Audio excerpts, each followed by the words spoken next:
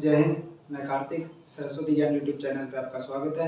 जैसा कि आपको पता ही है, डीएसएसबी प्रीवियस ईयर की मैं एक सीरीज़ चला रहा हूँ। उसी सीरीज़ को आगे बढ़ाते हुए आज मैं जो अभी रिसेंट में पीजीटी का एग्ज़ाम हुआ था इंग्लिश का, फीमेल का, उसका सॉल्यूशन कराऊंगा। देखते हैं कैसे सवाल डीएसएसबी ने हमसे पूछा और उनका एग्ज़ाम में सॉल्यूशन हमें कैसे देना था। साथ साथ आपको ये भी बताऊँगा कि उनको करने का जो बेसिक मेथड होता है वो क्या होता है। चलिए देखते हैं अपना पहला क्वेश्चन जो है बार ग्राफ का क्वेश्चन हमसे पूछा हुआ है डीआई का। बहुत ही सिंपल सी डीआई पूछी है हमसे। कुछ बार्स दे रखे हैं, सेल्स और बॉक्सेस दे रखे हैं, ईयर दे रखा है। उसने क्वेश्चन हमसे कहा है कि 2019 से 2021 तक की जो सेल्स हुई है, एवरेज सेल हुई है, वो कितनी ज़्यादा है 2014 से लेके 2016 तक।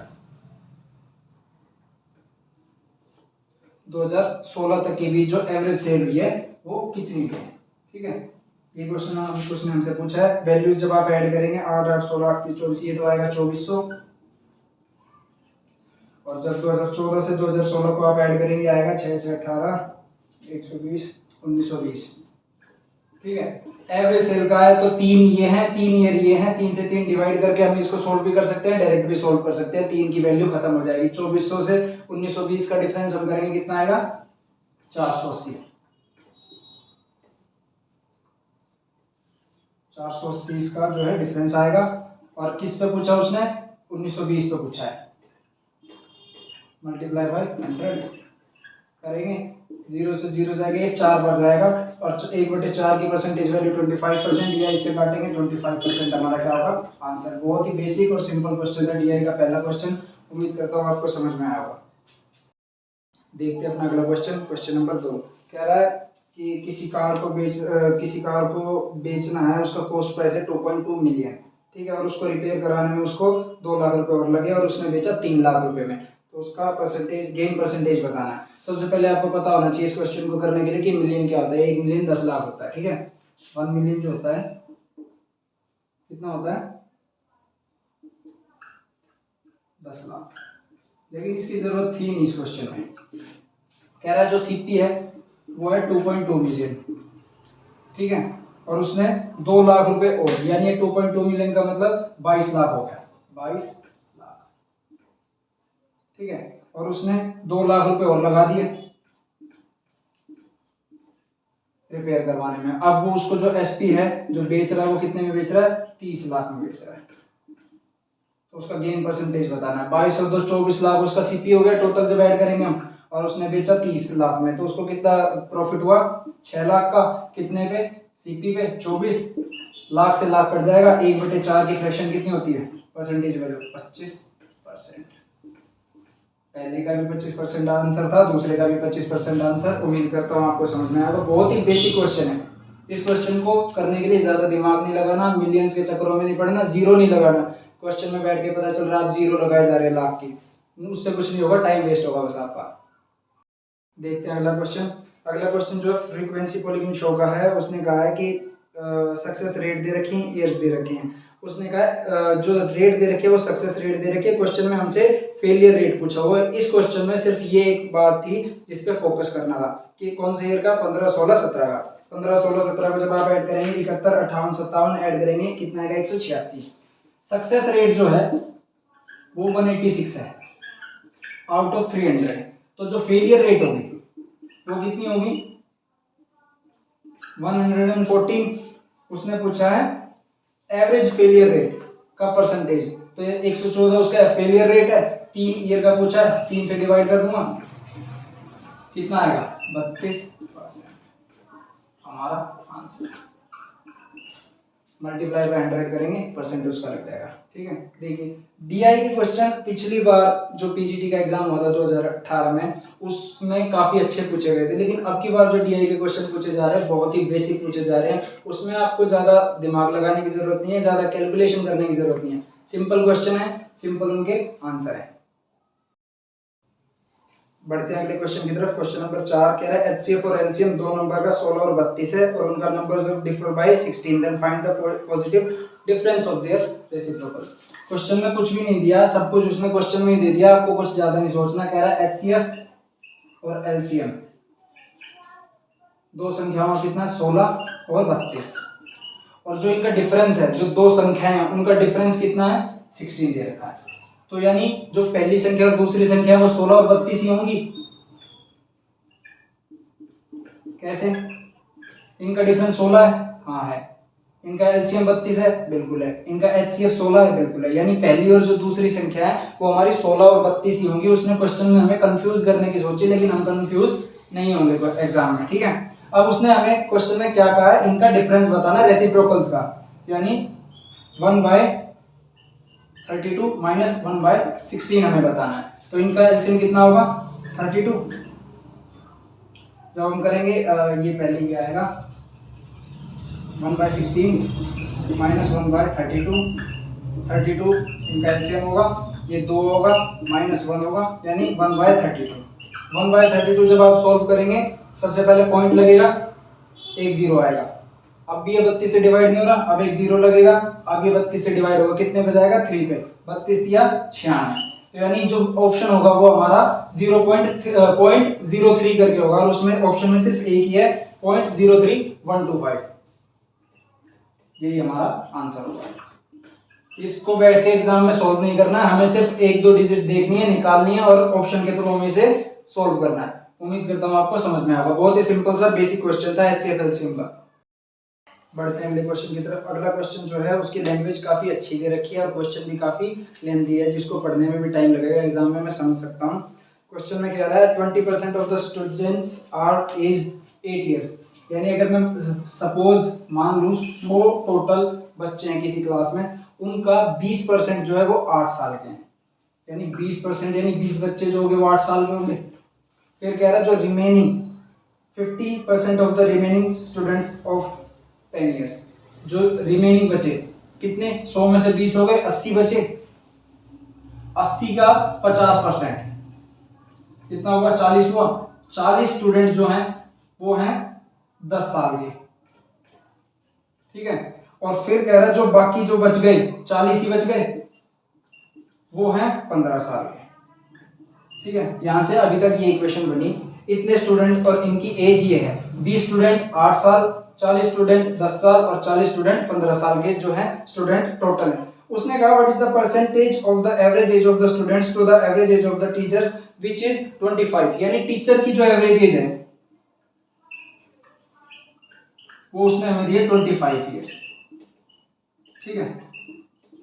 अब सबसे पहले हमें क्या निकालना है, जो स्टूडेंट्स हैं उनका एवरेज एज निकालना है। 20 स्टूडेंट 8 साल के हैं प्लस 40 स्टूडेंट 10 साल के हैं प्लस 40 स्टूडेंट 15 साल के हैं। ये तो टोटल एज हो गई। एवरेज एज निकालूंगा, टोटल स्टूडेंट बने 100 बना था उससे डिवाइड करूंगा, ये हो गया 160, ये हो गया 400 और ये हो गया 600। टोटल कितना हो गया 1160। ये हो गया टोटल एज आ गई। एवरेज एज निकालूंगा, नंबर ऑफ स्टूडेंट से डिवाइड करना पड़ेगा, 100 से डिवाइड करूंगा, 0 से 0 और ये एक 0 यहाँ पॉइंट पे जाएगा, यानी जो वैल्यू आई मेरी कितनी आई 11.60। ये आ गया एवरेज एज ऑफ स्टूडेंट। इसने हमसे क्वेश्चन में पूछा है कितना परसेंट है स्टूडेंट का, कितना परसेंटेज होगा टीचर से, तो यानी 11.60 ये हुआ average age of student divided by 25 year, जो कि है हमारा टीचर का एवरेज एज, मल्टीप्लाई बाय 100 करेंगे, 25 से जाएगा 4 बार में, 4 को इससे मल्टीप्लाई करेंगे 0 4 2 कैरी आ जाएगा, 4 1 4 2 6 46.40। यही हमारा होगा आंसर। यानी इतना परसेंटेज है बच्चों का टीचर से, ठीक है। इस क्वेश्चन की लैंग्वेज काफी अच्छी थी, थोड़ा क्वेश्चन में घुमा रखा था। इस क्वेश्चन को मैं अच्छा मान लूंगा क्वेश्चन में एग्जामिनेशन के रूप में, ठीक है। लेकिन इतना ज्यादा टफ नहीं था ये एग्जाम में करने के लिए क्वेश्चन। लेकिन थोड़ी सी लैंग्वेज आपको समझनी थी कि स्टूडेंट की एज दे रखी है, टोटल एवरेज एज निकालनी पड़ेगी, टीचर की एज दे रखी है 25, कितना परसेंट होगा वो हमने निकाल लिया। उम्मीद करता हूं आपको समझ में आया होगा। देखते हैं अगला क्वेश्चन, क्वेश्चन नंबर 6। A:B:C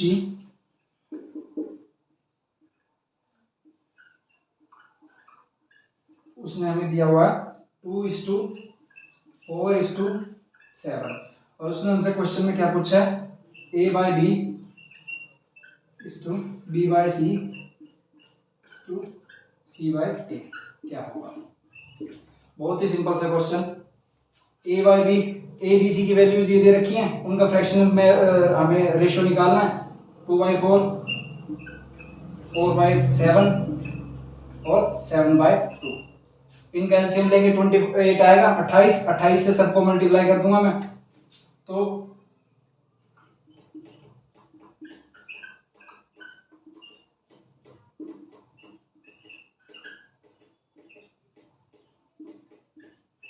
सबको 28 से मल्टीप्लाई कर दिया, ये 7 हो जाएगा, 7 दूनी 14, 4 हो जाएगा, 4 चौक 16, 14 सत्ते 98।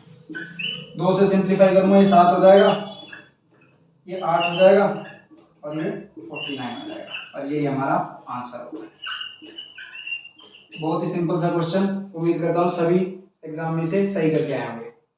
देखते हैं अगला क्वेश्चन। क्वेश्चन नंबर 7 कह रहा है कोई प्रिंसिपल सिंपल इंटरेस्ट पे इन्वेस्ट किया जाता है तो वो 600% हो जाता है 20 साल में। देखिए सबसे पहली चीज आपको पता होगा सिंपल इंटरेस्ट का फॉर्मूला क्या होता है, P into R into T upon 100 ये होता है। अब कह रहा है कि कोई प्रिंसिपल जब इन्वेस्ट किया जाता है, मान लीजिए 100 प्रिंसिपल है, उसको इन्वेस्ट किया जा रहा है तो 600% हो जा रहा है, यानी अब वो 600 रुपये हो जा रहा है, यानी प्रिंसिपल ये था तो अमाउंट 600 हो जा रहा है। अगर प्रिंसिपल 100 और अमाउंट 600 तो हमारा एसआई कितना होगा, इनका डिफरेंस यानी 500, यही होगा। तो अगर मैं सारी वैल्यूज को इस फॉर्मूले में पुट कर दूं तो यहां से मैं सबसे पहले अपनी रेट निकाल सकूंगा इस क्वेश्चन को करने के लिए।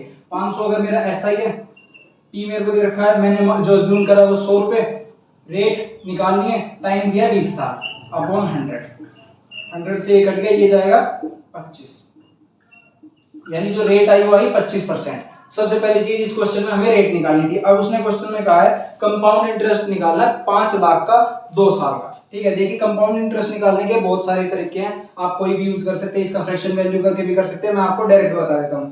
अगर 5 लाख वैल्यू है उसका सबसे पहले मैं 25% निकालूंगा, 25 पंजे 125 और 3 जीरो, 1,25,000। पहले साल जो मेरे को मिला वो एसआई भी वही होता है, सीआई भी वही होता है, यानी पहले साल तो मेरे को 1,25,000 रुपए मिला, दूसरे साल मेरे को 1,25,000 रुपए तो मिलेगा ही मिलेगा, प्लस इस पहले वाले 1,25,000 पे मुझे 25% और मिलेगा। यही मतलब होता है सीआई का। पहले साल जो सीआई और एसआई होता है वो सेम होता है, दूसरे साल मेरे को जो मिला वो सेम पहले वाला मिला, और उस पे जो सीआई मिला वो पहले वाले का 25% होगा। ठीक है, जब मैं इसका 25% निकालूंगा,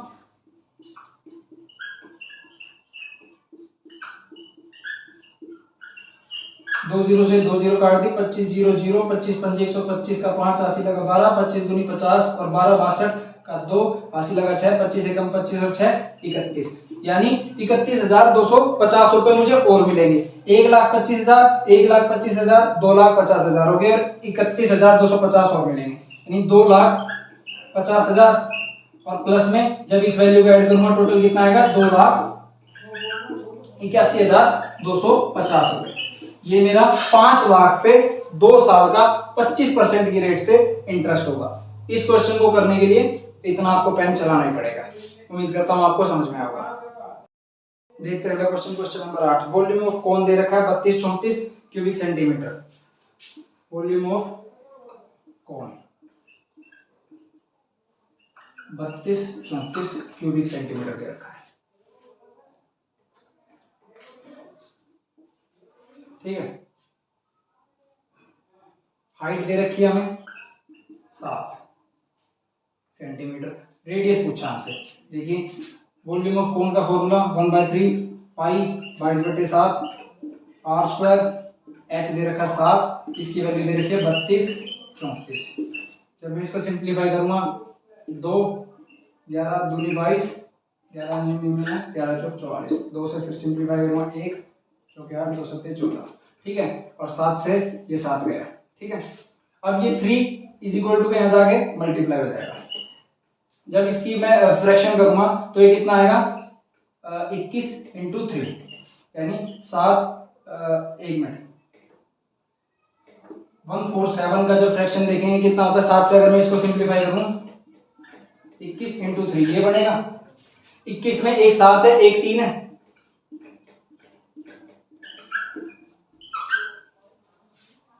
ठीक है, आर स्क्वायर है, यानी स्क्वायर हटेगा तो रूट लगेगा, यहां से दो दो वैल्यू आ गई, एक एक वैल्यू बच जाएगी, 7 इंटू 3 21 हमारा आंसर होगा, रेडियस की वैल्यू आंसर।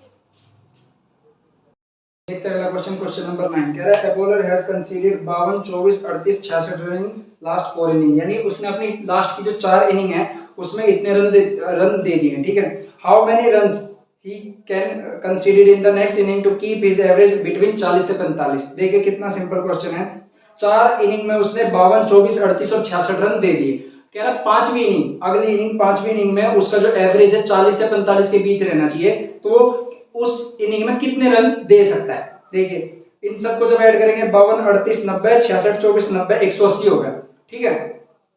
4 इनिंग में 180 हो गया, पांचवी इनिंग जो है वो 45 है, 40 से 45 है, यानी 5 और 20 5 45 इंटू 5 225, यानी 20 से 45 के बीच होना चाहिए, इसका आंसर होगा ऑप्शन सी।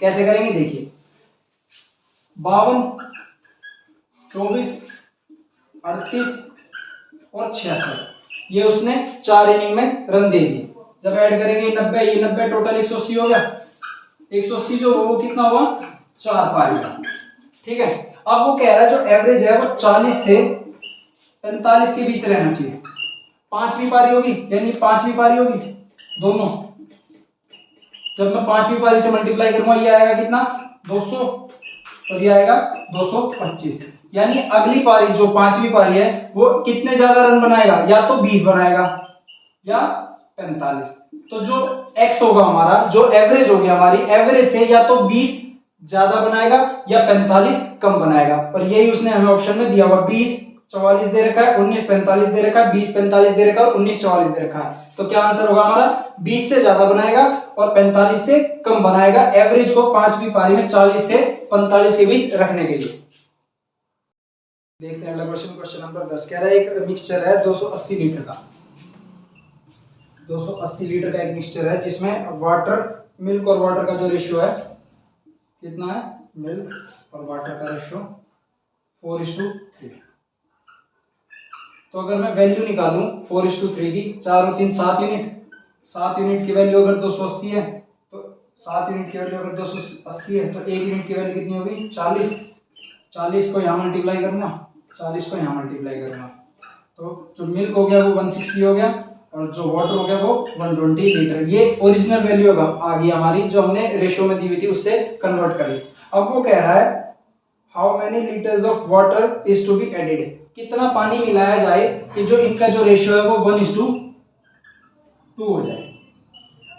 अब देखिए कुछ नहीं करना, इसमें एक सिंपल सा लॉजिक लगना है, ये 1 रहेगा, यानी ये जो 160 है, पहली चीज तो क्वेश्चन में हमें ये समझनी थी कि वो सिर्फ वाटर मिलाएगा, कितना वाटर मिलाएगा वो हमें देखना है, तो यानी जो मिल्क है वो तो 160 ही रहेगा, यानी 1 यूनिट अगर 160 है तो 2 यूनिट कितना हो जाएगा 320, पहले 120 वाटर था अब 320 होगा, कितना वाटर मिला 200, यही हमारा आंसर।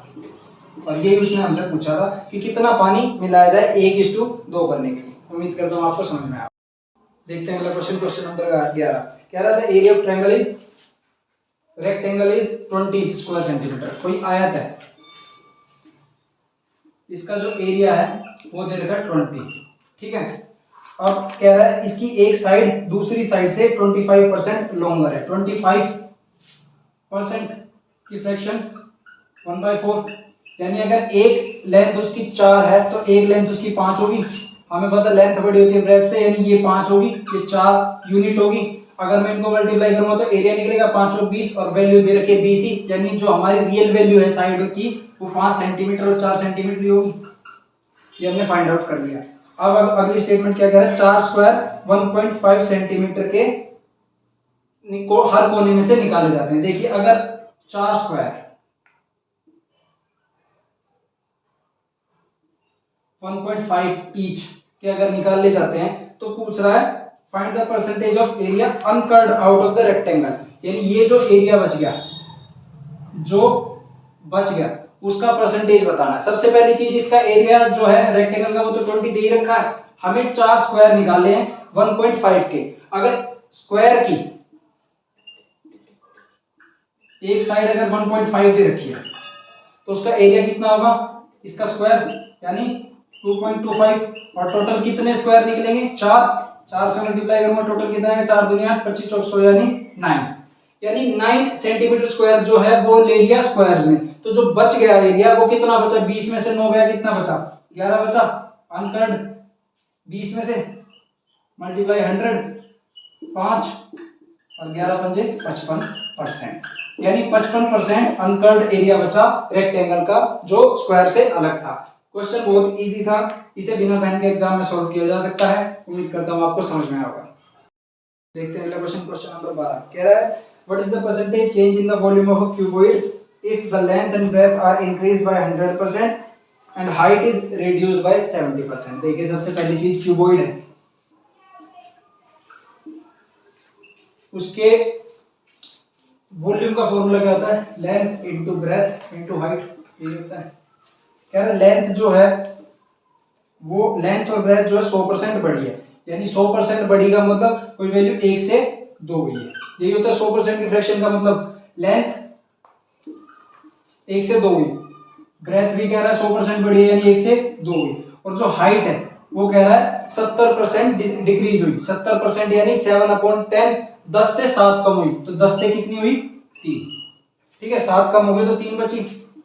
ये था वॉल्यूम उसका पहला, ये था वॉल्यूम उसका बाद का, तो यानी 10 एकम 10 एकम 10 से 3 दूनी 6 दूनी 12, यानी पहले वॉल्यूम उसका 10 था, अब उसका वॉल्यूम हो गया 12। पूछ रहा है कितना चेंज हुआ, 2 का चेंज हुआ 10 पे, कितना हुआ 1/5, कितना होता है 20%। फ्रैक्शन वैल्यू परसेंटेज वैल्यू आपको पता होनी चाहिए, जिसको सॉल्व करने के लिए आपको सेकंड भी नहीं लगने चाहिए एग्जाम में। बढ़ते अगले क्वेश्चन की तरफ, क्वेश्चन नंबर 13 कह रहा है दो कार हैं एक दूसरे की तरफ आ रही हैं, 45 किलोमीटर का उनका डिस्टेंस है। सबसे पहले टाइम स्पीड डिस्टेंस का सबसे important formula distance is equal to speed into time. कह रहा है डिस्टेंस जो है वो 45 किलोमीटर है, ठीक है। स्पीड उन दोनों की ईच अदर है, एक दूसरे के तरफ आ रहे हैं, तो मैंने पहले भी बताया आपको जब एक दूसरे की तरफ आते हैं तो उनकी स्पीड ऐड हो जाती है, और एक ही डायरेक्शन में दोनों जाएं तो उनकी स्पीड माइनस हो जाती है। तो यहाँ एक दूसरे की तरफ आ रहे हैं, एक की स्पीड है 40, एक की स्पीड है 50 मीटर पर सेकंड में, मीटर पर सेकंड में, और जो हमारे ऑप्शन दे रखे हैं वो सेकंड में दे रखे हैं, और जो हमें डिस्टेंस दे रखी है वो किलोमीटर में दे रखी है। तो सबसे इंपॉर्टेंट चीज इसे हमें मीटर में चेंज करना होगा। तो 45 1 किलोमीटर में कितने होते हैं 1000 मीटर होते हैं, 1000 से मल्टीप्लाई कर देंगे इज इक्वल टू 19 की जो स्पीड है वो होगी इनटू टाइम सेकंड में होगा। जब मैं इसको काटूंगा ये 2 और ये 500, यानी 500 सेकंड लगेंगे टाइम उन दोनों को मिलने में। आंसर बहुत ही ज्यादा सिंपल क्वेश्चन था, उम्मीद करता हूँ ये 5 से 7 सेकंड में आप एग्जाम में सॉल्व कर पाए होंगे। देखते हैं अगला क्वेश्चन, बहुत ही बेहतरीन क्वेश्चन डीएसएसबी ने हमसे पूछा है, काफी अच्छे लेवल का क्वेश्चन है, ध्यान से समझना। एक रेक्टेंगुलर पार्ट दिया 200 120 का, देखिए एक रेक्टेंगुलर पार्ट दिया उसने 200 120 का, ठीक है। बीच में क्रॉस रोड बनाया उसने, क्रॉस रोड एक लॉन्ग टाइप में बना दिया, ठीक है, जिसकी उसने विड्थ दे रखी है 20। कह रहा है इस क्रॉस रोड में ब्रिक लगाने का 300 स्क्वायर मीटर का एक दिन में जो भी है वैल्यू आती है, एक दिन में 300 स्क्वायर मीटर ईंट लगाता है, एक डे में 300 स्क्वायर मीटर, ठीक है। तो इस पूरे क्रॉस रोड में ईंटें लगाने में टोटल कितने दिन लगेंगे ये बता रहा है। तो हमें अल्टीमेटली बताना क्या है, इसका एरिया, इसका एरिया हम निकाल देंगे, 300 से डिवाइड कर देंगे, हमारे नंबर ऑफ डेज आ जाएंगे। लेकिन हमारे लिए चैलेंजिंग पार्ट यही है कि इसका एरिया हम कैसे फाइंड आउट करें। इसका एक सिंपल सा कॉन्सेप्ट है, आपको अगर पता हो तो मैं बता देता हूं कैसे क्या होता है। अगर लोन की विड्थ मैं x मान लूं, length plus breadth minus x, ये होता है इसका कॉन्सेप्ट। इसमें वैल्यू पुट करेंगे, आंसर निकालेंगे। मैं आपको बताता हूं ये आया कैसे। सबसे पहले मैं इस वाले पोर्शन का एरिया निकालूंगा, इस वाले पोर्शन का एरिया निकालने के लिए 200 तो इसकी लेंथ हो जाएगी, और जो विड्थ है वो 20 हो जाएगी, तो क्या आएगा लेंथ इंटू एक्स आ जाएगा यहां से सबसे पहले, प्लस अब इस वाले पोर्शन की मैं एरिया निकालूंगा, इस वाले पोर्शन के लिए मेरी जो लेंथ हो जाएगी वो 120 हो जाएगी और विड्थ 20 हो जाएगी, यानी ब्रेथ इंटू एक्स हो जाएगा।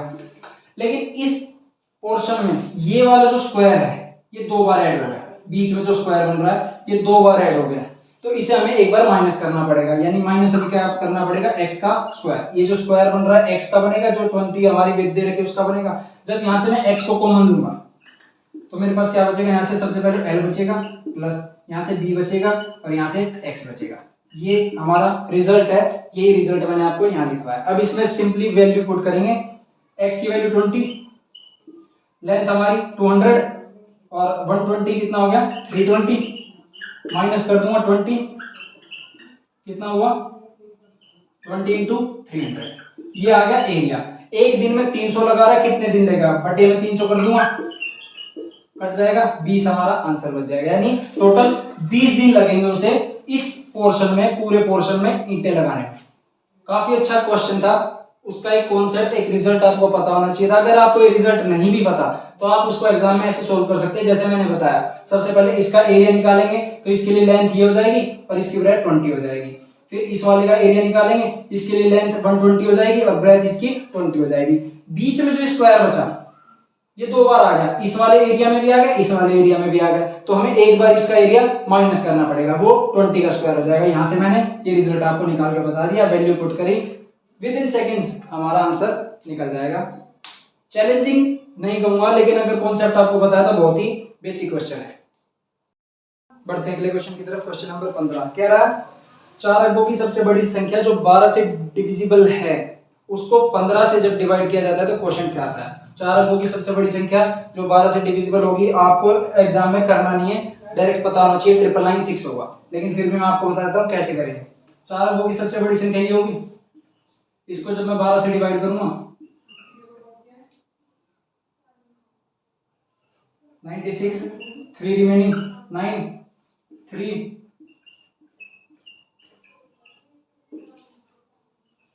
यानी 3 रिमाइंडर बचा। 3 रिमाइंडर में जब मैं इसमें से माइनस कर दूंगा तो वो जो संख्या होगी वो हमारी पूरी पूरी 12 से डिविजिबल होगी, यानी ये वो संख्या बन गई जो हमारी 12 से पूरी पूरी डिविजिबल है। अब ये कह रहा है इस संख्या को जब 15 से डिवाइड किया जाता है तो क्वोशिएंट क्या आएगा।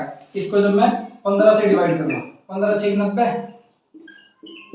9 बचा, ये 9 आ गया, 15 6 90, फिर 9 बचा, ये 6 आ गया, फिर 15 6 90, यानी 666 हमारा आंसर होगा। यही हमारा क्वेश्चन होगा। इस क्वेश्चन को करने के लिए 2 से 5 सेकंड ही लगेंगे, उम्मीद करता हूं सबने किया होगा। देखते हैं अगला क्वेश्चन। क्वेश्चन नंबर 16 कह रहा है एक्स वाई किसी काम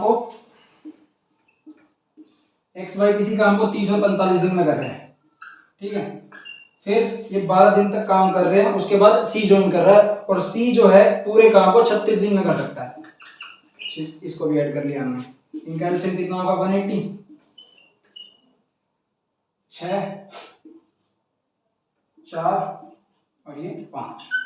इनकी एफिशिएंसीज आ गई, टोटल वर्क 180 हो गया। अब कह रहा है एक्स और वाई ने 12 दिन तक साथ काम किया, इनकी एफिशिएंसी 6 और 4 10, 12 दिन तक काम किया, टोटल काम कितना हो गया 120। 180 में से 120 काम हो गया, कितना काम बचा 60 काम बचा। अब सी ने ज्वाइन कर लिया एक्स और वाई को, कह रहा है अब टोटल टाइम कितना लगेगा इन तीनों को काम करने में। 6 4 10 5 15, इन तीनों की एफिशिएंसी होगी, 15 से मैं डिवाइड करूंगा, 4 दिन और लगेंगे, 4 दिन ही हमारा आंसर होगा। बहुत ही सिंपल क्वेश्चन, उम्मीद करता हूं समझ में आएगा। बढ़ते हैं अगले क्वेश्चन की तरफ। क्वेश्चन नंबर 18 कह रहा है एक सम है 60,000 का, वो 67,416 हो जाता है हाफ ईयरली, तो रेट ऑफ इंटरेस्ट बतानी है 1 साल की। सबसे पहली बात आपको पता होना चाहिए 1 साल की रेट पूछी है और हमें दिया है हाफ ईयरली। हाफ ईयरली 1 साल में कितने हाफ ईयर होते हैं 2। कोई प्रिंसिपल था 60,000, वो कितना हो गया 67,416, ठीक है, 2 साल में हो रहा है। सबसे पहली चीज अगर रेट निकालनी होती है, अगर 1 साल में 2 हाफ ईयरली यानी 2 टाइम्स जाएगा तो हमें रेट निकालने के लिए स्क्वायर रूट करना पड़ता है। अगर 3 टाइम्स जाता तो हम क्यूब रूट करते हैं, 4 टाइम्स जाता तो हम अंडर रूट 4 टाइम्स करते हैं, ठीक है। सबसे पहले मैं इसको सिंप्लीफाई करूंगा 6 से, ये आएगा 1000, 10,000, इसको काटूंगा 6 एकम 6, 6 एकम 6, 6 दूनी 12, 6 3 18 और 6 6 36, ठीक है। अब फिर 4 से काटूंगा मैं इसको, ये आएगा 4 दूनी 8, 2500, इसको काटूंगा 4 दूनी 8, 2809, अब 2 साल का 2 हाफ ईयरली पूछा है, 1 साल में 2 हाफ ईयर होते हैं, तो इसलिए मैं स्क्वायर रूट चढ़ाऊंगा। स्क्वायर रूट चढ़ाया, उम्मीद करता हूँ 2500 को तो आपको पता होगा स्क्वायर रूट क्या होता है, 50, यानी 50 का स्क्वायर 2500 होता है। अब चैलेंज हमारे पास ये देखने का कि ये 50 के बाद कितने का हो सकता है, यूनिट डिजिट 9, या तो 53 के में आ सकता है या 57 के में आ सकता है। 57 का स्क्वायर जो होगा वो 3000 से प्लस हो जाएगा, तो ये कितने का बचेगा, 53 का, यानी कोई वैल्यू 50 से 53 हुई है, तो रेट कितना हुआ 3/50 इंटू 100, 6%। ये जो रेट आई है ये आई है हाफ ईयर की, 6% आई है हाफ ईयर की। उसने हमें कहा है पूरे साल की रेट ऑफ इंटरेस्ट कितनी होगी, एक साल में 2 हाफ ईयर होते हैं, 2 से मल्टीप्लाई कर दूंगा, पूरे साल की कितनी आ जाएगी, 12%। यही हमारा आंसर था। सिंपल सा क्वेश्चन था, उम्मीद करता हूँ आपको समझ में आया होगा। अगले क्वेश्चन की तरफ, कह रहा है कोई मर्चेंट है जो 50% का डिस्काउंट दे रहा है मार्क प्राइस पे और 50% का प्रॉफिट चाहता है। अगर मार्क प्राइस 300 है तो कॉस्ट प्राइस क्या होगा।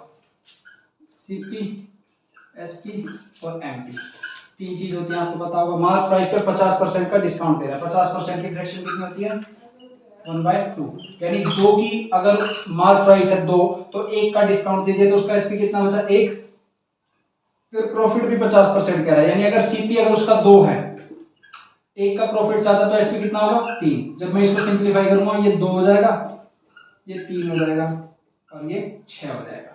इसको 2 से मल्टीप्लाई करते हैं, इसको 3 से मल्टीप्लाई करते हैं। उम्मीद करता हूँ रेशियो बनाना आपको आता होगा, ठीक है। अब जो सीपी है मेरा वो 2 यूनिट हो गया, एसपी 3 यूनिट हो गया और एमपी 6 यूनिट हो गया।